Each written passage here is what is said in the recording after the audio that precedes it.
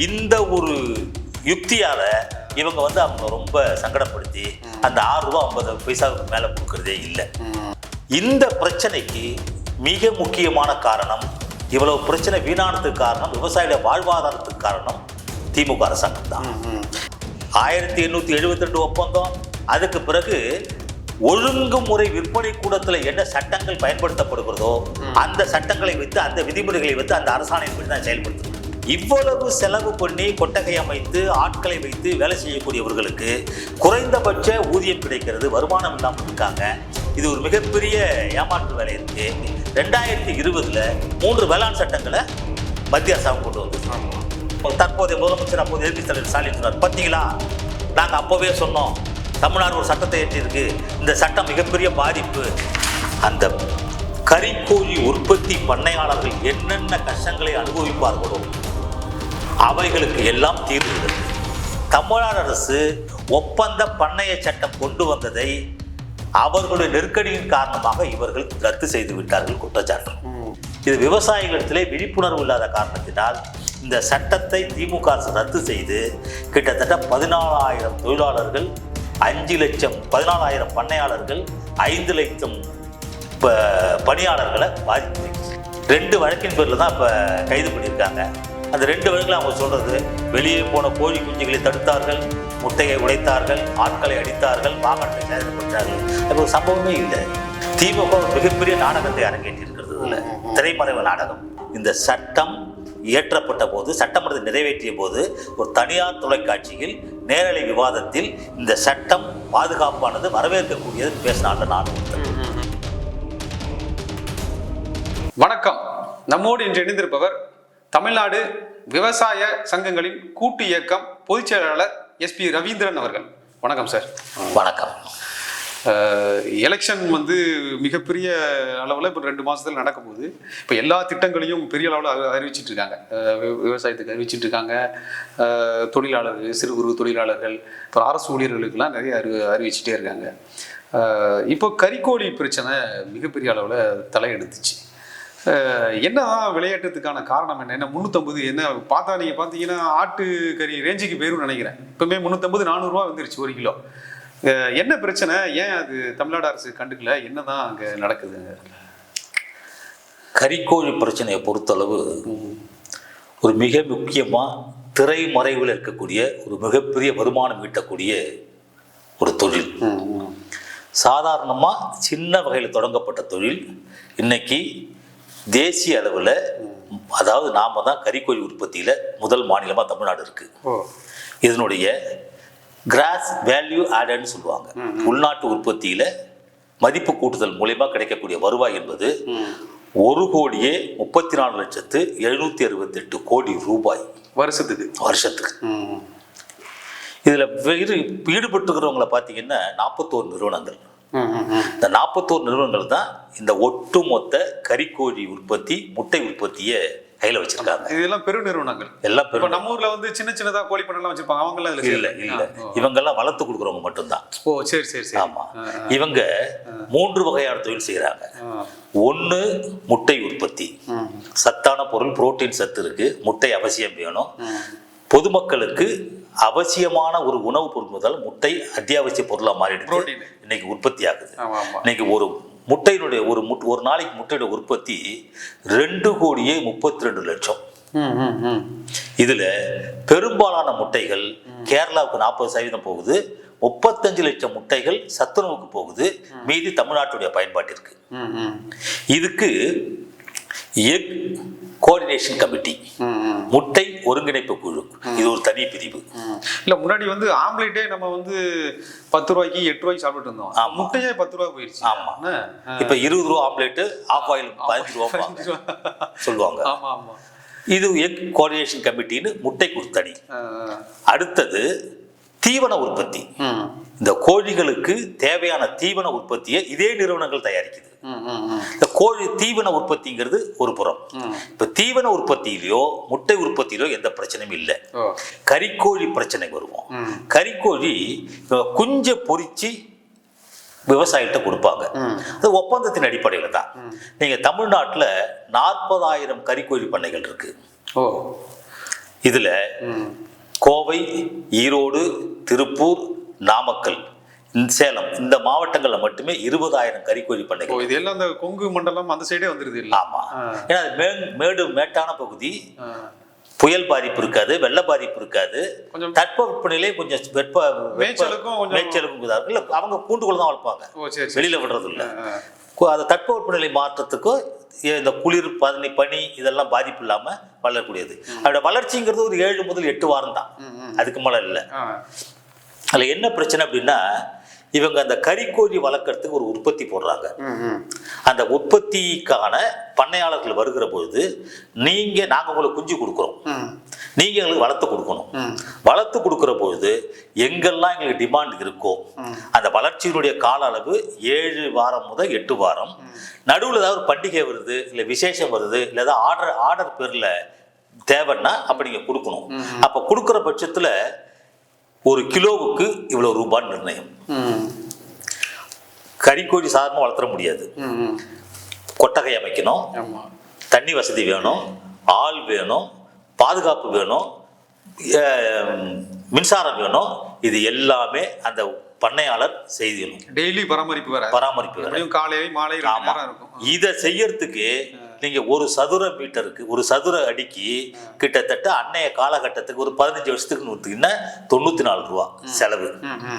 இன்னைக்கு அதோடைய செலவு 160 ரூபா ஒரு சதுர அடிக்கு. அந்த அனைத்து வகையான கட்டமைப்பு வசதிகளையும் உருவாக்க வேணும்னா இதை பெரும்பாலான விவசாயிகள் கடன் வாங்கி தான் செய்யறாங்க. மானியம் கொடுக்குறாங்கல்ல, சென்ட்ரல் கவர்மெண்ட் அதுக்கு மானியம் கிடையாது. சென்ட்ரல் கவர்மெண்ட் அதுக்கு மானியம் கிடையாது. கால்நடைகளுக்கு கொடுக்க மாட்டாங்க. கால்நடை மானியம் வேற, இது வேற. ஏன்னா சீக்கு வந்துடும், இறந்துடும். ஆமா, அந்த மாதிரி இதெல்லாம் நிறைய இருக்குது இல்ல. அதனால அவங்க வங்கியில கடன் வாங்குவாங்க. அது கடன் கட்டுறதுக்கு டைப்னா அந்த கோழி நிறுவனங்கள் நீங்க கொடுங்க, நாங்க பாத்துக்கிறோம் அப்படிம்பாங்க. அவங்களுக்கு ஒப்புதல் பேர்ல கடன் கொடுப்பாங்க. அதுல ஒப்பந்தம் நடக்கும். பந்தன் பேங்க் அதுல நிறைய வங்கிகள் இருக்கு. அதுல ஒரு நாளைக்கு சராசரியா ஒரு நாளைக்கு 10,000 இருந்து 1 லட்சம் ரூபாய் வரை சம்பாதிக்கிறதுக்கான வாய்ப்புகள் இருக்கு. ஆனால் இவங்க ஒரு கிலோவுக்கு 6 ரூபாய் 50 பைசா மட்டுமே கொடுக்கிறார்கள் விவசாயிகளுக்கு. பிரச்சனை அங்கதான் ஆரம்பிக்குது. இது இன்னைக்கு நேற்று உருவான பிரச்சனை இல்லை. இது கிட்டத்தட்ட 40 ஆண்டு காலமாக கறிக்கோழி வளர்ப்பு இருக்கு.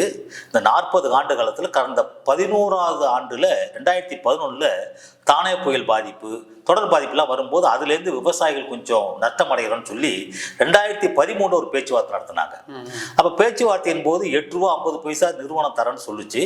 அப்போ இருந்த சில போலியான நபர்கள், அவங்க செட்டப் பண்ண ஆட்கள்லாம் சேர்ந்து எங்களுக்கு லாபகரமாக தான் இருக்கு, 6 ரூபா 50 பைசா கொடுத்தா போதும்னு பேச்சுவார்த்தையில் அது நீர்த்து போனதால அந்த 6 ரூபா 50 பைசா இதுவரையும் அதுதான் இருக்கு. அது எந்த அரசாங்கம்? அது அதிமுக அரசாங்க காலத்துல அந்த பேச்சுவார்த்தை 2013 நடந்தது. அது வெளிப்படையான நடந்தது. ஆனால் அதுல லாபி பண்ணது நிறுவனங்கள். விவசாயிகள் கொஞ்சம் ஏமாந்துட்டாங்க, விழிப்புணர்வு இல்லாம ஏமாந்துட்டாங்க. நீங்க இப்படி சொல்லுங்க அப்படின்னு சொல்லி கொடுத்து ஆமா, ஏமாந்துட்டாங்க. அதுக்கு பிறகு இப்பதான் அது திருப்பி சூடு பிடிச்சிருக்கு. அப்போ இந்த கறிக்கோழி உற்பத்தியாளர்கள் படுகிற துன்பம்லாம் கொஞ்சம் நஞ்சம் இல்லை. இவங்க 6 ரூபாய் 50 பைசா அந்த உரிய விலைக்கு லாபகரமா இருந்தா தான் கட்டுப்படி ஆகும். ஆனா இவங்க என்ன சொல்றாங்க, இப்போ பிரச்சனை வந்த பிறகு நாங்க 12 ரூபா வரையும்லாம் கொடுக்குறோம், கிலோவுக்கு 10 ரூபா கொடுக்குறோம். அதாவது 2 கிலோவுக்கு மேல அதிகமா யாரெல்லாம் வளர்த்துருக்கிறாரோ அவங்களுக்கு நாங்க 12 ரூபா வரையும் கொடுக்குறோம் அப்படின்னாங்க. இவங்க சொல்றது முழுமையான பொய். அதுல உண்மை என்னன்னா, ஒரு குறிப்பிட்ட இவங்களுக்கு சார்ந்த நெருக்கமான ஒரு 2% நபர்களுக்கு மட்டும்தான் கிலோவுக்கு 12 ரூபா கொடுக்குறாங்க. மற்றவங்க எல்லாருக்குமே அந்த 6 ரூபா 50 பைசா தான்.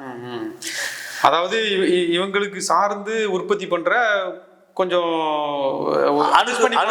அணுகுமுறையில இருக்கிறவங்க அந்த இதை அனுபவிக்கிறாங்க. இதுல இவங்க தீவனம் கொடுத்துடுறாங்க, மருந்துகள் கொடுத்துடுறாங்க. இது எல்லாமே இவங்களுடைய விநியோகம். குஞ்சு கொடுத்துடுறாங்க. மற்றபடி நம்ம ஆள் செலவு, மின்சார செலவு, தண்ணி செலவு, கட்டமைப்பு வசதி இதெல்லாம் இருக்கு. இவங்க என்ன கேட்குறாங்க, நஷ்டம் இருந்தால் இந்த தொழிலை தொடர்ந்து செய்வாங்களான்னு இவங்க கேட்குறாங்க நிறுவனங்கள். நாங்க என்ன கேட்குறோம், ஒரு கட்டமைப்பை 4 லட்சம் 5 லட்சம் 10 லட்சம் செலவு பண்ணி வச்சாச்சு, இதை விட்டுட்டு வெளில போக முடியுமா? முடியாது. கடனை அடைச்சாகணும். கஷ்டமா இருந்தாலும் பரவாயில்ல, எதிர்காலத்தில் ஏதாவது ஒரு நாள் நமக்கு லாபகரமா இருக்குங்கிறத அந்த நம்பிக்கையில தான் விவசாயிகள் தொடர்ந்து குஞ்சு வாங்கி கையில ஜீரோவில் இருந்து கடன் கட்டுறதுக்கு பதில் எனத்தையாவது ஒரு 10,000 20,000 அந்த அடிப்படையில் தான் பண்ணிக்கிட்டு இருக்கோம். இந்த ஒரு யுக்தியால இவங்க வந்து அவங்கள ரொம்ப சங்கடப்படுத்தி அந்த ₹6.50 மேல கொடுக்கறதே இல்லை. இது ஒரு நீண்ட நெடிய பிரச்சனை இருந்தது. நீர் பூத்த நெருப்பா இருந்தது. இதை யார் பெருசாக்குறதுன்னு தெரியாம இருந்தது. ஏன்னா அவங்களுடைய லாபி பெரிய லாபி. இதுல இப்ப நாம என்ன வரோம் அப்படின்னா, இந்த பிரச்சனைக்கு மிக முக்கியமான காரணம், இவ்வளவு பிரச்சனை வீணானதுக்கு காரணம், விவசாயியோட வாழ்வாதாரத்துக்கு காரணம் திமுக அரசாங்கம் தான். ஏன் இவங்க கம்ப்ளைண்ட் வச்சும் அதை கண்டுக்கலன்றீங்களா? அப்ப இல்ல, இவங்க வந்து என்ன சொல்லிட்டாங்க, இப்ப கூட கடிதம் கொடுத்திருக்காங்க, இது தனி நபர்களுக்கான ஒப்பந்த அடிப்படையில் செய்யப்படுகிற தொழில். அதாவது கம்பெனிக்கும் விவசாயிகளுக்கும் இதுல அரசாங்கம் தலையிடுறதுக்கு வேலையே இல்லை. அரசாங்கத்துல இது எதுவும் தரவுகளும் இல்லை. அதனால நாங்க இதுல மத்தியஸ்தம் செய்ய முடியாது அப்படின்னு கூட கொடுத்துருக்காங்க. விவசாயிகள் இந்த மாதிரி முத்தரப்பு கூட்டத்தை நடத்துங்கன்னு சொல்லி கால்நடைத்துறை இயக்குநருக்கு கடிதம் கொடுக்குறாங்க. அவங்க என்ன சொல்றாங்க, 1872 உருவாக்கப்பட்ட ஒப்பந்த சட்டத்தின்படி தீர்வு காணலாமே ஒழிய நாங்கள் இதில் மத்தியஸ்தம் செய்ய முடியாது, முத்தரப்பு கூட்டத்தை ஏற்பாடு செய்ய முடியாதுன்னு சொல்றாங்க. ஆனால் அது அவசியமே இல்லை. இடையில இது வெளி உலகத்திற்கு தெரியாத ஒரு மிகப்பெரிய தந்திரத்தை, ஏமாற்று வேலையை திமுக செய்து விட்டதுங்கிறது நாங்க இப்ப நம்புறோம். காரணம் என்ன அப்படின்னா, தமிழ்நாட்டில் ஒரு மிகப்பெரிய பேசும் பொருளாமானது ஈமு கோழி வளர்ப்பு. அதுவும் அந்த கொங்கு மண்டலங்களை தான் பெரிய அளவுல நஷ்டம். அது ஈரோடு பக்கத்துல பெருந்துறையில சுசி ஈமு ஃபார்ம்ஸ்னு ஒரு நிறுவனம். இவங்க 1.5 லட்சம் ரூபாய் நீங்க பணம் கட்டுங்க, 6 குஞ்சு தருவோம், ஒரு வாரத்துக்கு மாசத்துக்கு 6000 ரூபாய் உங்களுக்கு பராமரிப்பு செலவு கொடுப்போம், ஆண்டுக்கு 20,000 ரூபாய் நீங்க போனஸ் தரோம், நாங்களே முட்டையை வாங்கிக்கிறோம், நாமங்களே கோழியை வாங்கிக்கிறோம்லாம் சொல்லி கிட்டத்தட்ட லட்சக்கணக்கான இளைஞர்கள் முதலீடு போட்டாங்க. இவங்களால செய்ய முடியல. அது வந்து போன்சி ஸ்கீம் சொல்லுவாங்க. அதாவது பழைய முதலீட்டாளர்கள் உள்ள கொண்டு இருப்பாங்க, புதிய முதலீட்டாளர்களுடைய தொகையை பழைய முதலீட்டாளர்கள் லாபம் கொடுத்து சரிசமமாக அனைவருக்கும் பங்கு ஏற்படுத்துறது. அந்த மெத்தட் அது மிகப்பெரிய போர்ஜரி திட்டம். அது இருந்தாலும் அதை வந்து அனுமதிச்சு செஞ்சாங்க. இப்போ அந்த குருசாமின்னு அவருடைய சிஇஓ தலைவர் இருக்கு, அவர் மேல வழக்கு தொடுத்தாங்க. வழக்கு நிறைய நடந்துட்டு இருந்தது. இந்த வழக்கு ஒரு பக்கம் போகும்போது அரசாங்கத்துக்கு பெரிய தலைவலியா இருந்தது. அப்போ எடப்பாடியார் ஆட்சி காலத்துல 2017-18 அந்த வாக்குல அவர் என்ன பண்ணார், நம்ம பகுதியில் இந்த மாதிரி நம்ம மாவட்டத்தில் நம்ம பக்கத்து மாவட்டத்தில் இந்த மாதிரி பிரச்சனை இருக்கு, நிறைய இளைஞர்கள் முதல் போட்டு பாதிச்சுட்டாங்க, இவங்களுக்கு இது நிவாரணம் தேடணும், நடந்தது என்ன பிரச்சனை, இது எதிர்காலத்தில் எப்படி பண்ணலாம் அப்படின்னு சொல்லிட்டு அப்போதைய வேளாண் துறை உற்பத்தி ஆணையர், மீன்வளத்துறை அவர்கிட்ட தான் இருந்தது, நம்ம கால்நடைத்துறை அவர்கிட்ட தான் இருந்தது. 3 துறைகளுக்கு அவர் தான் செயலாளர், முதன்மை செயலாளர் திரு ககன்தீப் சிங் பேடி IAS மூலியமா ஒரு விசாரணை குழு போட்டாங்க. அவர் அந்த ஈமு கோழியை பார்க்கும்போது, அதுக்கு விசாரணை செய்யும் போது கறிக்கோழி வளர்ப்புல இந்த மாதிரி பிரச்சனை இருக்கு அப்படின்னு அவருக்கு தெரிஞ்சுது. ஆகா, இவ்வளவு நாள் அரசாங்கத்துக்கு தெரியாம போயிடுது, இது நிறைய பிரச்சனைகள் இருக்கு, இதுக்கு வந்து நம்ம ஒரு சொல்யூஷன் கொடுத்தாகணும் அப்படின்னு பண்ணாங்க. இதுக்கு முன்னாடி இந்த கறிக்கோழி வளர்ப்புக்கு பாதுகாப்பு இருக்கா சார்? இருக்கு. ஆனால் 1872 ஒப்பந்தம், அதுக்கு பிறகு ஒழுங்குமுறை விற்பனை கூடத்துல என்ன சட்டங்கள் பயன்படுத்தப்படுகிறதோ அந்த சட்டங்களை வைத்து, அந்த விதிமுறைகளை வைத்து, அந்த அரசாணையின்படி தான் செயல்படுத்தணும். நீங்க விற்பனைக்காகத்தான் அந்த சட்டம்லாம் இருக்கே தவிர உற்பத்திக்கு இல்லை. உற்பத்திக்கு பாதுகாப்பு கொடுக்கணுமா வேண்டாமா? அந்த பாதுகாப்பு அந்த சட்டங்கள்ல இல்ல. உற்பத்தி பண்ற விவசாயிகளுக்கு இல்ல. அப்போ ககன்தீப் சிங் பேடி அந்த விசாரணையில் அவர் என்ன முடிவு பண்ணாரு, இவ்வளவு செலவு பண்ணி கொட்டகை அமைத்து ஆட்களை வைத்து வேலை செய்யக்கூடியவர்களுக்கு குறைந்தபட்ச ஊதியம் கிடைக்கிறது, வருமானம் இல்லாமல் இருக்காங்க, இது ஒரு மிகப்பெரிய ஏமாற்று வேலை இருக்கு, இதுல வந்து இவங்களுக்கு ஒரு வருவாயை உருவாக்கணும்.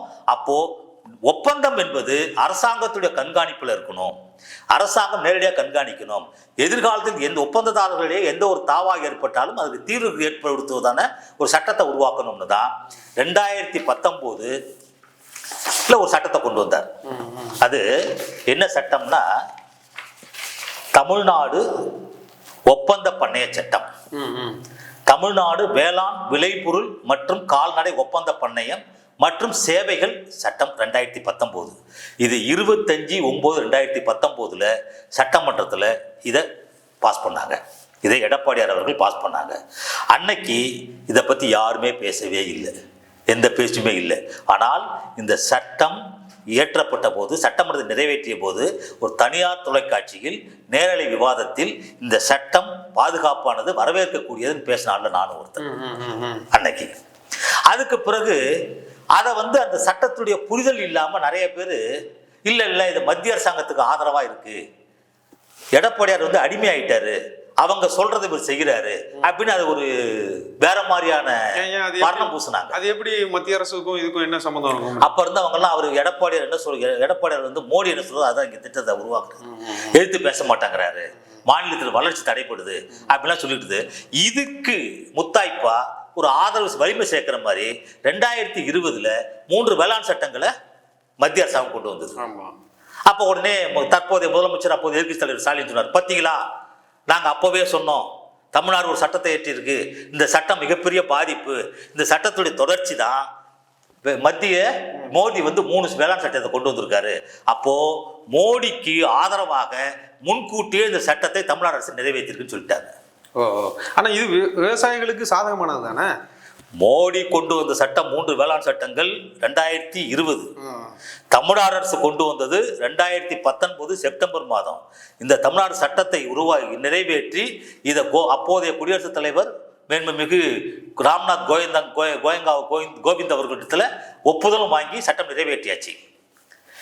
ஆனால் இந்த சட்டத்தின்படி கறிக்கோழி உற்பத்தியாளர்கள் பயன்படுத்திக் கொள்ள தவறிவிட்டார்கள், புரிதல் இல்லாம போயிடுது.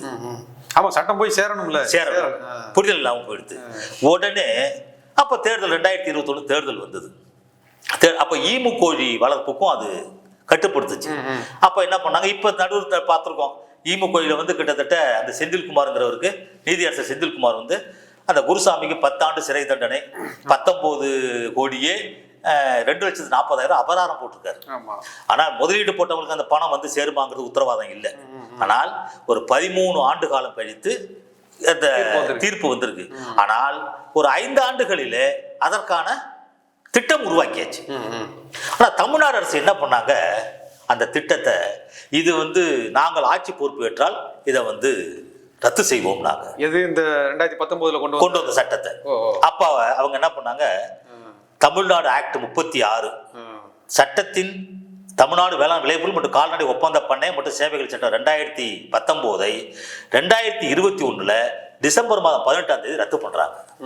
தீர்மானம் கொண்டு வந்து இந்த ரத்து பண்ண 18/12/2021 அன்றும் இதே தனியார் தொலைக்காட்சியில இந்த சட்டத்தை ரத்து செய்தது தவறு, திமுக இது பின்னணியில் ஏதோ ஒரு சூழ்ச்சி இருக்கிறதுன்னு நான் பேசினேன். நான் விவாதத்துல என்ன சூழ்ச்சி இவங்க அங்கதான் சொல்றேன், அவங்களோட அங்கதான் சொல்றேன். அதாவது இந்த சட்டம் என்ன சொல்லுது, 2019 சட்டம் கிட்டத்தட்ட 23 பக்கம். அந்த கறிக்கோழி உற்பத்தி பண்ணையாளர்கள் என்னென்ன கஷ்டங்களை அனுபவிப்பார்களோ அவைகளுக்கு எல்லாம் தீர்வு இருக்கு, ஒட்டுமொத்த தீர்வு. ஒவ்வொன்று சாப்டர் 1 2 3 4 5ன்னு 23 வகையான தீர்வுகளை விளக்கம் கொடுத்து ககன்தீப் சிங் பேடி அவர்கள் உண்மையான நோக்கத்தோடு விவசாயிகளை பாதுகாப்பதற்காக உருவாக்கப்பட்ட சட்டம். இதுல ஆலை அதிபர்களும் மீற முடியாது, விவசாயிகளும் உற்பத்தி பண்றவங்களும் மீற முடியாது. இவங்களுக்கு எது தாவா ஏற்பட்டால் கால்நடைத்துறை, வருவாய்த்துறை, வேளாண் துறையெல்லாம் இவங்களுக்கு பாதுகாப்பாக இருக்கும், மத்தியஸ்தம் செய்யலாம். இல்ல இன்சூரன்ஸ் அந்த மாதிரி ஏதாவது உண்டு பண்ணிருக்காங்க. அது இல்ல. ஆனா அதை எதிர்காலத்துல கொண்டு வரணும்னு வழிகாட்டுதல் இருக்கு. இதுல வழிகாட்டுதல் இருக்கு. இது இந்த சட்டத்தின் மூலமா விவசாயிகள் நஷ்டம் ஆயிட்டாங்கன்னா என்ன விதமான பாதுகாப்பை கொடுக்கிறதுக்கு இந்த சட்டம் முன்வருதுன்னு சொல்லணும்ல. எந்த காரணத்தால் நட்டம் ஆனதோ அந்த காரணத்தின் அடிப்படையில இதுல வழிகாட்டுதல் இருக்கு. ஏற்கனவே இயற்கை பேரிடர் நிவாரண நிதியகத்துல ஒரு கோழி வளர்ப்புக்கு பாதிக்கப்பட்டால் 2007 30 ரூபாயிலிருந்து படிப்படியா இருக்கு. சாதாரண தனிநபர் அரசாங்கம் கொடுக்கணுமா இல்ல அவங்களும் சேர்ந்து அரசாங்கம் முதலாளிகளும் அரசாங்கம் கொடுக்கிறது. ஆனால் இப்போ இவங்க மூலியமா குஞ்சு வளர்ப்பாளர்கள் பாதிக்கப்பட்டாங்கன்னா, உற்பத்தி செய்யற விவசாயிகள் பாதிக்கப்பட்டாங்கன்னா ஒரு கோழிக்கு இவ்வளவுங்கிறத நிர்ணயம் பண்ணி அதை பேச்சுவார்த்தை மூலம் ஒப்பந்த நெகோசியேஷன் பேசிக்கல பண்ணலாம்னு இருக்குதுல வழிகாட்டுதல் இருக்கு. அதுல எந்த வகையிலும் விவசாயிகள் நட்டம் அடைவதற்கு இந்த சட்டம் கை கொடுக்காது. முழுமையான பாதிக்கக்கூடிய சட்டம் இந்த வேளாண் விளைபொருள் கால்நடை வளர்ப்பு ஒப்பந்த சட்டம் 2019. நாங்க கூட நினைச்சோம், என்னடா அது 2020 வேளாண் சட்டம், மத்திய சட்டம் வந்தது. பஞ்சாப்ல விவசாயிகள் போராடணும், நாமளே போராடி கொடி பிடிச்சிட்டு இருக்கோம். ஆனால் இந்த சட்டத்துடைய புரிதல் இல்லாம இவங்க இது பண்ணி நிற்கிறாங்களே அப்படின்னும். இல்ல அந்த 2020 சட்டத்தோட இதுவும் சேர்ந்து இருக்குதோ? இல்ல. அப்புறம் ஏன் அதையும் இதையும் ஒன்னா சேர்க்கணும்? இது வேற அது வேற. இல்ல அப்புறம் ஏன் அந்த அதுதான் அங்கதான் வரேன். அதுலதான் இவங்க என்ன பண்றாங்க, ஒரு பெரிய நீண்ட விளக்கம் கொடுக்குறாங்க. 2019 சட்டத்தை நீக்கிவிட்டு தமிழ்நாடு வேளாண் விளைபொருள் சந்தைப்படுத்துதல் சட்டம் 1987, 89 வலுப்படுத்தும் வகையில் இந்த சட்ட திருத்தம் மேற்கொள்ளப்படுகிறது அப்படிங்கிறாங்க. அப்போ 87ஆம் ஆண்டு உருவாக்கப்பட்ட சட்டம் 27, 89ஆம் ஆண்டு உருவாக்கப்பட்ட சட்டமும் என்ன சொல்லுதுன்னா, ஒழுங்குமுறையில விற்பனையில் சந்தைப்படுத்துறது தான் சொல்லுது, உற்பத்தியை பத்தி சொல்லவே இல்லை. ஆனால் நாங்க இப்போ என்ன குற்றச்சாட்டு திமுக பேர்ல இருக்குன்னா, தேர்தலில் இவர்களிடம் ஏதோ ஆதாயம் பெற்று புரிதல் இல்லாத நிலையில், விவசாயிகள் விழிப்புணர்வு இல்லாத நிலையில் தமிழ்நாடு அரசு கோழி வளர்ப்புக்காகவும் கறிக்கோழி வளர்ச்சிக்காகவும் பண்ணை விவசாயிகளுக்காகவும் ஈமுக்கோழியால் பாதிக்கப்பட்ட விவசாயிகள் இளைஞர்களுக்காக பாதுகாப்பதற்கு ஒப்பந்த பண்ணைய சட்டம் கொண்டு வந்ததை அவர்களுடைய நெருக்கடியின் காரணமாக இவர்கள் ரத்து செய்து விட்டார்கள் குற்றச்சாட்டு. தேர்தலுக்கு எதுவும் நிதி வாங்கிட்டாங்களா? இருக்கலாம். இன்னைக்கு அந்த சட்டம் இருந்ததுன்னா இன்னைக்கு இந்த கறிக்கோழி பிரச்சனை வந்திருக்கவே இருக்காது. விவசாயிகள் போராட வேண்டிய அவசியமே கிடையாது.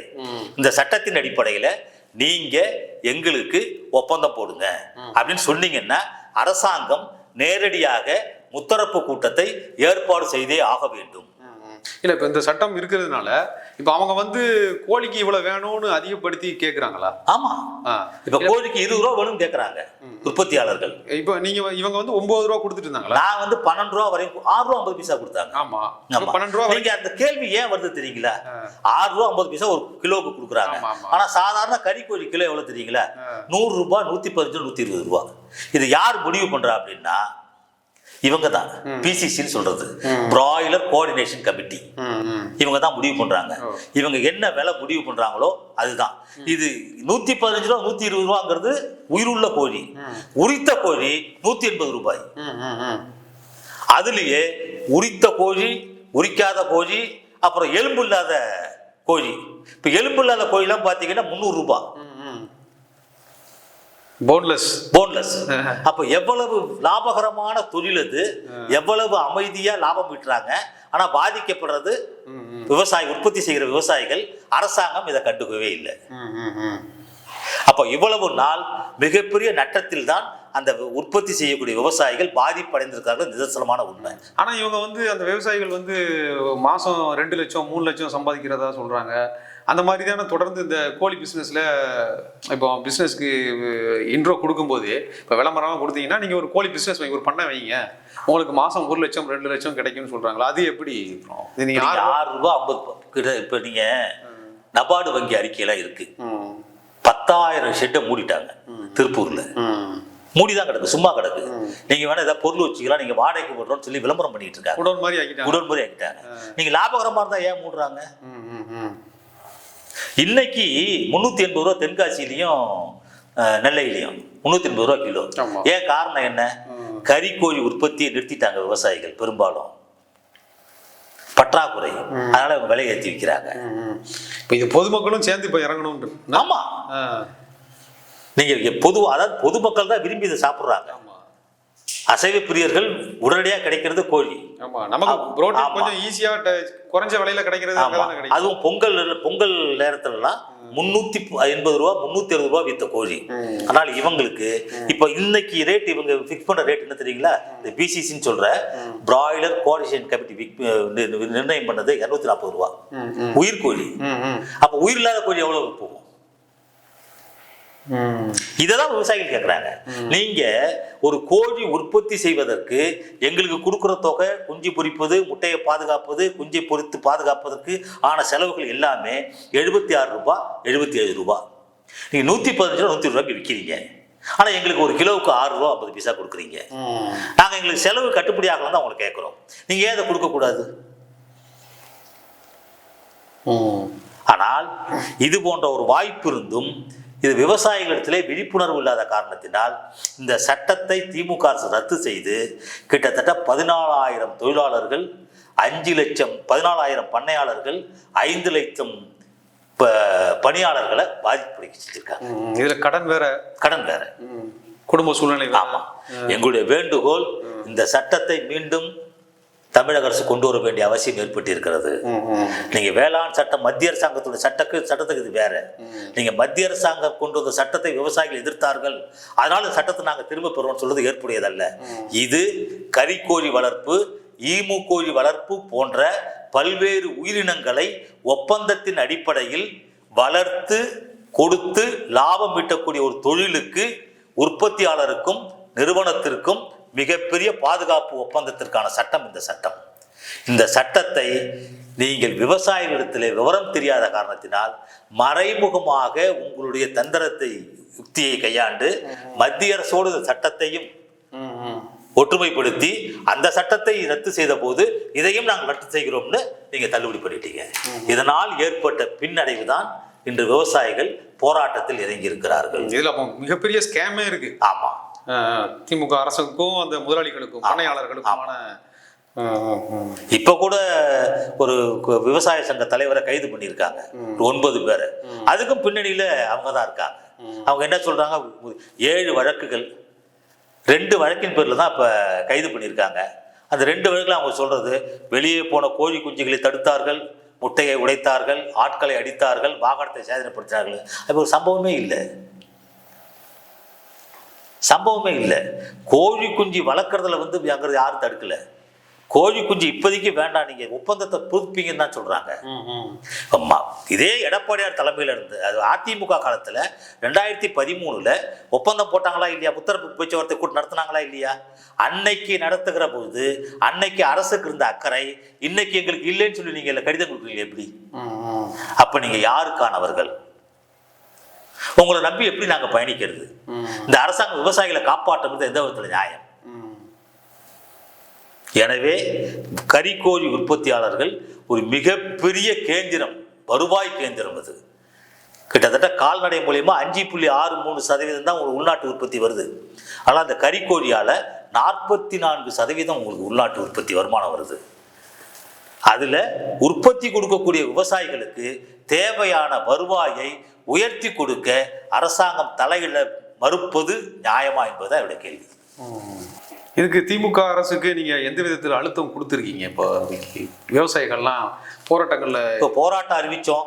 இப்போ 7ஆம் தேதி கூட காத்திருப்பு போராட்டம் அறிவிச்சோம். தொடர்ந்து போராட்டம் நடந்துட்டு இருக்காங்க அங்கேயும். இப்போ அவங்க என்ன சொல்லியிருக்காங்க, இப்போ என்ன சொல்லியிருக்காங்க, இயக்குநரகம் என்ன சொல்லியிருக்காங்க, கால்நடைத்துறை இயக்குநரகம், அது இணை இயக்குனர் அனைவரும் அந்தந்த மாவட்டத்தில் இந்த கறிக்கோழி உற்பத்தியாளர்கள் யார் யார் இருக்காங்க, எவ்வளோ ஷெட்டு போட்டிருக்காங்க, எத்தனை வருஷமாக அவங்க தொழில் நடத்துகிறாங்க, எத்தனை கோழி அவங்களால உற்பத்தி செய்து முடியுது, அவங்க எவ்வளோ லாபம் ஈட்டியிருக்காங்க, அவங்களோட வருமான வளர்ச்சி எவ்வளவு, இதை எல்லாத்தையும் நீங்கள் ஆய்வு பண்ணி பிப்ரவரி மாதம் 7ஆம் தேதிக்குள்ளே அறிக்கை கொடுன்னு கேட்டிருக்காங்க. நாங்கள் என்ன கேட்குறோம், ஏற்கனவே உங்கள் இருவருக்குள்ள பிரச்சனையில் அரசாங்கம் தலையிட முடியாதுன்னு சொன்ன நிர்வாகம் அரசாங்கம் இப்போ மட்டும் எதுக்கு நீங்கள் ஆய்வு பண்ணுறதுக்கு உள்ள வரீங்க?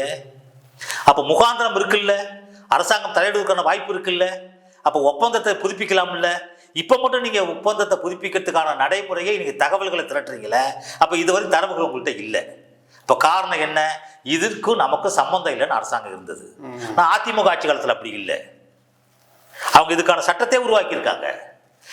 என்ன சொல்லுவாங்க, ஈமு கோழிக்கு அல்ல, எல்லாத்துக்குமே.